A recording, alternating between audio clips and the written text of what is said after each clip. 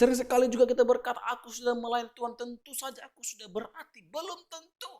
Karena kalau demikian kita akan condong bersombong diri, menyombongkan diri. Itu makanya saya katakan tadi, ketika kamu, saya dan saudara diberikan satu talenta, dan talenta itu kita buktikan, kita nyatakan kepada Tuhan lewat pelayanan, baik itu talenta bermain musik, mimpin pujian, atau hal apapun itu pelayanannya. Kita harus terus introspeksi diri. Kenapa? Karena ketika kita mengintrospeksi diri kita, ya, kita tidak membiarkan sedikit celah untuk kita bersombong diri.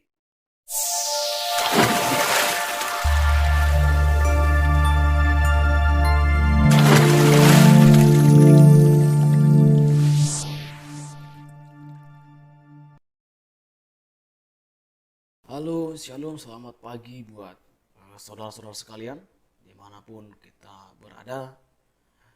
Saya percaya penyertaan Tuhan tetap menjadi milik yang pasti bagi saya dan saudara. Nah, saudara-saudaraku, sebelum kita menjalani aktivitas kita sepanjang hari ini, alangkah baiknya kita tetap menaik ucapan syukur kita kepada Tuhan dan membaca serta merenungkan kebenaran firman Tuhan. Nah, renungan firman Tuhan yang akan saya sampaikan sebagai perenungan bagi kita sepanjang hari ini, yang dimana kita akan melakukan segala aktivitas kita, terdapat dalam Galatia pasal 6 ayatnya yang ketiga. Tapi sebelum ke sana, kita terlebih dahulu berdoa. Kita berdoa. Tuhan, kami bersyukur buat hari ini, oleh karena kemurahan anugerah yang daripada Tuhan kami ada. Terima kasih Tuhan, sepanjang malam hari kami boleh beristirahat dengan nyenyak, semua karena anugerah Tuhan, dan kami boleh bangun di pagi hari dengan tubuh yang sehat, diberkati oleh Tuhan. Segala puji syukur hanya bagi nama Tuhan. Dan di pagi hari ini kami akan mendengarkan sabda kebenaran firman-Mu. Hamba-Mu yang akan menyampaikan firman-Mu, Tuhan memberkati bahkan setiap orang yang akan mendengar, bahkan menonton video ini. Tuhan memberkati. Di dalam nama Tuhan Yesus Kristus, setiap orang yang mendengar ataupun menonton video ini nanti, iman mereka semakin bertambah dan semakin berpaut, berpengharapan penuh kepada Tuhan. Dalam nama Yesus kami berdoa. Amin. Ya, renungan kita saat pagi hari ini terdapat dalam Galatia pasalnya yang ke-6 ayatnya yang ketiga. Ya, Galatia pasal 6 ayat ketiga, di sana berbunyi tentang sebab kalau seseorang menyangka bahwa ia berarti padahal ia sama sekali tidak berarti, ia menipu dirinya sendiri. Sekali lagi, Galatia pasalnya yang ke-6 ayat yang ketiga, sebab kalau seorang menyangka bahwa ia berarti padahal ia sama sekali tidak berarti, ia menipu dirinya sendiri. Nah, saudara-saudara, kita tidak bisa memungkiri, kita harus jujur bahwa terkadang kita ditipu oleh diri kita sendiri. Ya, kita ditipu oleh diri kita sendiri. Kita sering tertawan, pikiran kita tertawan hingga membuat kita tertipu. Kenapa? Karena sering sekali pikiran kita menipu hati kita sehingga kita beranggapan kalau kita sudah berarti di hadapan Tuhan. Nah, tema renungan kita dari pembacaan firman Tuhan itu hidup yang berarti, yang berlandaskan satu pertanyaan, sudah berartikah hidup kita selama ini? Nah, hidup ini adalah sebuah anugerah terbesar dari Tuhan, dan tidak ada seorang pun yang bisa berkata bahwa hidup yang ia jalani saat ini hanyalah sebagai sesuatu yang kebetulan saja. Kita tidak bisa mengatakan kalau kita ada hari ini, hidup di dunia ini hanya karena kebetulan saja. Tidak. Saudara-saudara menganggap bahwa karena aku lahir ke dunia ini, ya dijalani saja, mengalir ikut arus saja. Buat apa terloyo? Kita tidak bisa mengatakan bahwa karena kita sudah dilahirkan ke dunia ini dengan sesuatu yang kebetulan, ya kita ikut arus dunia saja. Nggak boleh seperti itu. Sebab apa? Sebab Tuhan menciptakan saya dan saudara ke dunia ini dengan maksud tujuan yang sempurna, dengan tujuan yang mulia. Ada maksud dan rencana Tuhan mengapa Tuhan lahirkan kita ke dunia ini. Bukan tak bermaksud Tuhan menciptakan saudara saya dan saudara kita semua lahir ke dunia. Ada maksud dan tujuan dari Tuhan dalam hidup saya, dalam hidup saudara. Ingat bahwa tak kalah seseorang yang sudah dilahirkan untuk hidup dunia ini, berarti ada tujuan dan rencana yang indah dan yang luar biasa di dalam diri seseorang itu. Karena sejak dari semula Tuhan telah memiliki rencana yang agung bagi kehidupan setiap manusia. Setiap manusia yang lahir ke dunia ini sudah ada tujuan pastinya daripada Tuhan. Nah, Efesus pasal 2 ayat 10 berkata demikian. Karena kita ini buatan Allah, diciptakan dalam Kristus Yesus untuk melakukan pekerjaan baik yang dipersiapkan Allah sebelumnya. Karena ia mau supaya kita hidup di dalamnya. Jadi mengapa kita begitu berharga dan harus berarti? Karena kita ini buatan Allah, diciptakan dalam Kristus Yesus, yang tujuan utamanya adalah melakukan pekerjaan yang baik. Terkadang kita berpikir bahwa hidup kita ini sudah berarti di hadapan Tuhan. Kita melayani, memuji Tuhan dengan talenta yang kita miliki. Kita sering tertawan, ditipu oleh alur pikiran kita bahwa kita sudah berarti di hadapan Tuhan. Tapi saya mau katakan bahwa ketika engkau memiliki talenta, diberi kesempatan untuk melayani Tuhan lewat bermain musik, memimpin pujian, worship leader, dan lain sebagainya, itu tidak boleh menjadi suatu kesombongan. Justru itu harus menjadi suatu ucapan syukur, dan tanda ucapan syukur itu kita harus lakukan pelayanan pekerjaan yang baik. Sebab setiap orang yang lahir ke dunia ini, di dalam dirinya Tuhan sudah taruhkan satu talenta setiap pribadi itu. Entah itu talenta bermain musik atau talenta apapun, tetapi Tuhan sudah taruhkan satu talenta dalam diri orang itu, yang tujuannya adalah untuk melakukan pekerjaan baik. Kenapa? Karena kita ini adalah buatan Allah. Kita diciptakan oleh Allah, diciptakan dalam Kristus Yesus, yang tujuannya adalah untuk melakukan pekerjaan yang baik. Yeremia pasal 1 ayat 4 sampai 5 berkata demikian. Firman Tuhan datang kepadaku. Dalam arti ketika itu firman Tuhan datang kepada Nabi Yeremia dengan bunyi demikian. Sebelum aku membentuk engkau dalam rahim ibumu, aku telah mengenal engkau. Dan sebelum engkau keluar dari kandungan, aku telah menguduskan engkau.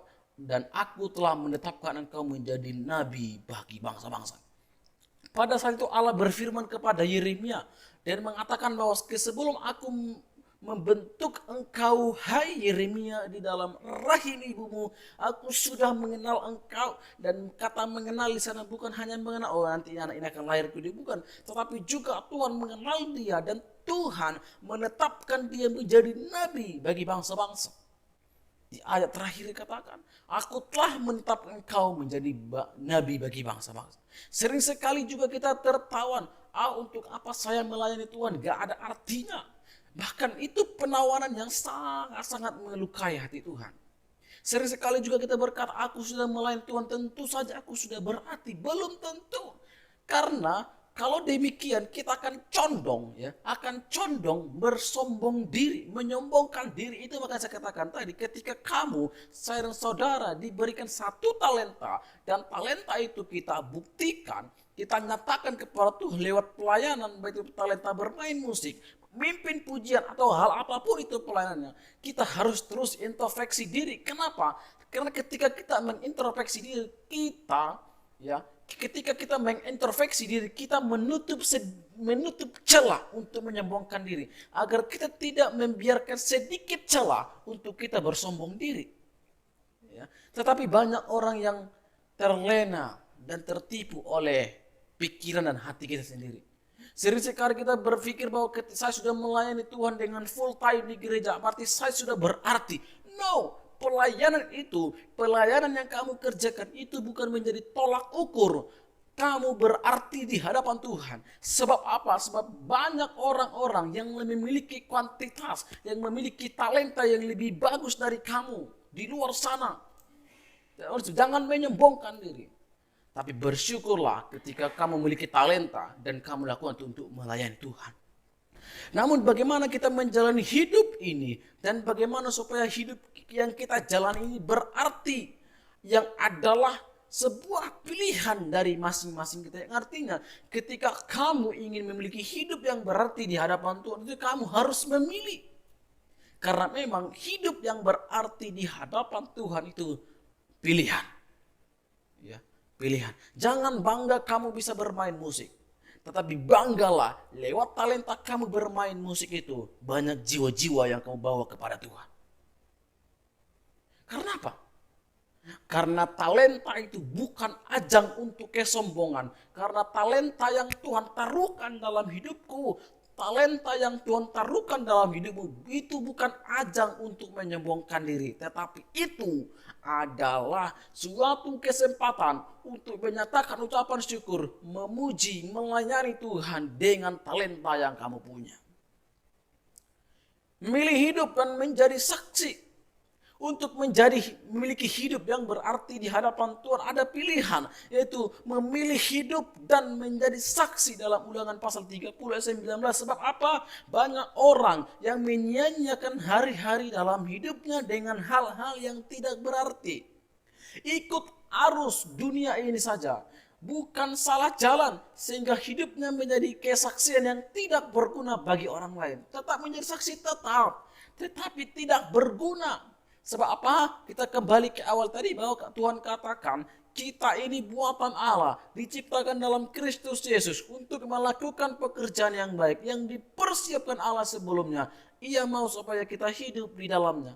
Kita hidup di dalam itu suatu keinginan Tuhan, di mana Tuhan ingin ketika kita tinggal di dalam Dia, kita menghasilkan buah. Ingat saudara, menghasilkan buah. Buah apa yang akan kita hasilkan nanti? Apakah buah yang manis atau buah yang kecut? Tapi ingat, di dalam buah yang manis juga sering sekali kita mendapatkan rasa yang asam, rasa yang tidak sesuai dengan apa yang kita inginkan. Buah apa? Mungkin kita menghasilkan buah yang manis, tapi ketika dinikmati orang lain, pahit rasanya. Maksudnya bagaimana? Mungkin kita melayani Tuhan dengan talenta yang kita miliki. Orang bahagia, senang, diberkati oleh Tuhan. Tapi tidak cukup sampai di situ. Kita juga harus lakukan, buktikan itu lewat sikap hidup kita. Lewat kepribadian kita, tingkah laku kita. Kita harus buktikan itu. Ya. Jangan hanya ketika diberikan kesempatan melayani di mimbar, kita luar biasa. Karena sebenarnya yang orang lihat itu bukan ketika kita melayani Tuhan, tapi ketika kita di dalam kehidupan kita sehari-hari, saudara. Padahal yang Tuhan mau setiap orang percaya memiliki hidup yang berarti, karena Tuhan telah merencanakan kehidupan yang baik dan masa depan yang baik bagi setiap kehidupan orang percaya. Contoh, di dalam Yeremia pasal 29 ayat 11, di sana dikatakan, sebab aku ini mengetahui rancangan-rancangan apa yang ada padaku mengenai kamu. Demikianlah firman Tuhan, yaitu rancangan damai sejahtera dan bukan rancangan kecelakaan, untuk memberikan kepadamu hari depan yang penuh pengharapan. Dari dahulu, itu juga diulangi juga tadi katakan dia dalam Yeremia, sebelum aku membentuk engkau di rahim ibu, aku telah mengenal engkau. Sebelum kita dibentuk dalam rahim ibu kita, Tuhan sudah mengetahui rancangan-rancangannya atas hidupku, atas hidupmu, bahwa hidupmu itu harus menjadi berkat ketika engkau lahir ke dunia. Tapi sering sekali kita lari dari situ. Sering sekali kita lari dari identitas kita itu sebagai anak Allah, sebagai pemimpin, sebagai nabi bagi bangsa-bangsa yang akan memberitakan Injil kebenaran, kabar baik tentang kebaikan Tuhan itu. Kita sering sekali menghilangkan, mengkaburkan identitas kita sebagai anak Allah. Karena apa? Karena kita tertawan dan kita ditipu oleh pikiran kita. pikiran ini menipu hati kita sehingga kita berpikir kita sudah berarti padahal belum berarti. Ini adalah suatu kesalahan total. Jadi rancangan Tuhan bagi kehidupan kita adalah baik adanya. Tidak ada rancangan yang tidak baik atau jahat. Itulah sebabnya kita harus berusaha bagaimana supaya hidup kita ini berarti dan sesuai dengan apa yang Tuhan mau. Kita harus bertanggung jawab dengan kehidupan kita masing-masing. Ya, kita harus bertanggung jawab. Seperti yang saya katakan tadi, apa kita menghasilkan buah yang manis atau buah yang kecut, atau mungkin kita menghasilkan buah yang manis tapi tidak benar-benar manis. Kenapa maksudnya? Kita menghasilkan buah yang manis, tapi ketika kita berikan kepada orang, rasanya asam. Melakukan pekerjaan baik, pilihan yang kedua, melakukan pekerjaan baik dengan sungguh-sungguh dan menghasilkan buah. Titus pasal 3 ayat 8. Kita masing-masing telah diberi talenta untuk dikembangkan. Itu yang saya katakan tadi. Ketika kita dilahirkan ke dunia ini, Tuhan memberikan kita setiap pribadi satu talenta yang tujuannya harus dikembangkan agar dapat kita maksimalkan. Perhatikan tekad Rasul Paulus setelah ia menerima kasih karunia daripada Yesus Kristus. Dalam 1 Korintus pasal 15 ayat 10 ia berkata begini. Tetapi karena kasih karunia Allah aku ada sebagaimana aku ada sekarang. Dan kasih karunia yang dianugerahkan kepadaku tidak sia-sia. Sebaliknya aku telah bekerja lebih keras daripada mereka semua. Tetapi bukannya aku melainkan kasih karunia Allah yang menyertai aku. Ya. Ketika Paulus menulis surat ini, ia menyadari saya yang dulu adalah seorang penganiaya, tapi Tuhan memiliki rancangan yang indah bagi saya, sehingga saya nantinya menjadi hidup yang berarti di hadapan Tuhan. Dan ia juga menyadari bahwa semua yang ia alami adalah kasih karunia, dan sekalipun dia ada pada saat itu ada semua karena kasih karunia yang dianugerahkan kepada Tuhan. Kasih karunia yang dianugerahkan dari Tuhan kepada dia. Dan kalaupun sebaliknya, Paulus telah bekerja keras daripada mereka semua, tetapi bukannya aku melainkan kasih karunia Allah yang menyertai. Kita melihat dan tahu bahwa Rasul Paulus adalah hamba Kristus yang sangat luar biasa. Tapi di lewat nas ini berkata semua itu karena kasih karunia Allah. Jadi ketika kita berkomitmen ingin menjadikan hidup ini berharga di hadapan Tuhan, kita harus juga tetap mengandalkan Roh Kudus, bukan mengandalkan kekuatan sendiri. Filipi pasal 1 ayat 21-22 berkata demikian, karena bagiku hidup adalah Kristus dan mati adalah keuntungan, tetapi jika aku harus hidup di dunia ini, itu berarti aku bekerja memberi buah. Itu maka di awal saya katakan juga tadi, saudara diciptakan, saya dan saudara kita semua, Tuhan ciptakan, Tuhan izinkan kita lahir ke dunia ini, kita berusaha untuk memberi buah. Galatia pasal 2:20a berkata, dan aku hidup, tetapi bukan lagi aku sendiri yang hidup, melainkan Kristus yang hidup di dalam aku. Hidup yang berarti adalah hidup yang menjadi berkat bagi orang lain, sehingga memuliakan Bapa di surga. Ya. Sering sekali kita ditipu oleh diri kita sendiri. Kita berpikir bahwa kita ini sudah berarti di hadapan Tuhan, tapi padahal sebenarnya tidak. Kita berpikir saya sudah melayani Tuhan, saya seorang full timer di gereja. Tentu saja saya sudah berarti di hadapan Tuhan, belum tentu. Karena saya katakan tadi, itu bukan menjadi tolak ukur di hadapan Tuhan, bahwa hidupmu berharga di hadapan Tuhan. Memiliki terang yang bercahaya, Matius 5:16, yang artinya memiliki dampak bagi orang lain, sebab Yesus juga menjadi teladan sempurna bagi kita lewat terang kasih-Nya yang ajaib. Jikalau saya dan saudara rindu hidup kita memiliki arti yang sesungguhnya di hadapan Tuhan, harus berdampak dan menghasilkan buah yang manis yang dinikmati oleh banyak orang. Hidup dan mati adalah milik Tuhan. Roma pasal 14 ayat 7 dan 8 artinya adalah ketika kita melakukan tugas dan tanggung jawab kita sebagai anak Tuhan, maka Tuhan tidak akan pernah membiarkan kita sengsara, sebab Tuhan menebus kita dengan darah yang mahal dan dengan harga yang lunas. 1 Korintus 6 ayat 20. Ketika kita berpikir hidup kita ini kita akan persembahkan kepada Tuhan, dan saya rindu hidup saya berarti di hadapan Tuhan, tapi kalau tidak ada tindakan itu percuma. Tuhan bilang, ketika kamu ingin memiliki hidup yang berarti di hadapan Tuhan, lakukan pekerjaan yang baik, sampaikan firman Tuhan, dan sadar, jangan jadikan talenta yang kamu miliki saat ini menjadi ajang kesombongan dalam hidupmu. Paulus aja yang dulunya seorang yang sangat luar biasa, ahli Taurat, tapi ia katakan semuanya itu kuanggap sampah dan rugi sejak aku mengenal Kristus Yesus Sang Penyelamat. Jadi lewat renungan yang sangat singkat ini, saya mengajak kita semua untuk sadar dari pikiran yang tertawan, sadar bahwa pelayanan itu tidak menjadi tolak ukur kita memiliki hidup yang berarti di hadapan Tuhan. Sebab hidup yang berarti di hadapan Tuhan sebenarnya adalah ketika kita melakukan pekerjaan baik dan menghasilkan buah. Dan tetap terus memegang identitasmu sebagai anak Tuhan. Identitas kita sebagai anak Tuhan adalah ahli waris. Ingat, identitas kita adalah ahli waris dari kerajaan surga. Oleh sebab itu sadar dan jangan mau lagi ditawan oleh pikiran kita yang menipu kita, yang beranggapan bahwa kita sudah berarti. Sebab kalau seorang menyangka bahwa ia berarti, padahal ia sama sekali tidak berarti, ia menipu dirinya sendiri. Ya, sadar dan lakukan pekerjaan baik. Kalau kita mau hidup kita berarti di depan Tuhan. Amin. Kita berdoa. Tuhan, kami bersyukur dan berterima kasih buat pemberitaan Injil firman. Kami sudah siap mendengar firman-Mu.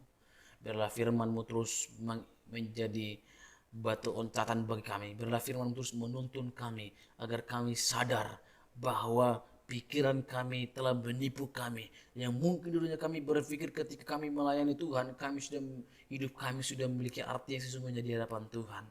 Tetapi lewat firman Tuhan yang kami dengar saat hari ini, bahwa barang siapa yang menyangka dirinya berarti, ia telah menipu dirinya sendiri. Ampuni kami ya Tuhan yang beranggapan selalu berpikir bahwa hidup kami sudah berarti tanpa melakukan pekerjaan baik, tanpa menghasilkan buah. Di dalam nama Tuhan Yesus Kristus kami berdoa. Amin. Ya, sampai di sini renungan firman Tuhan bagi kita saat pagi hari ini. Selamat beraktivitas dan tetap semangat, tetap andalkan Tuhan dalam hidupmu.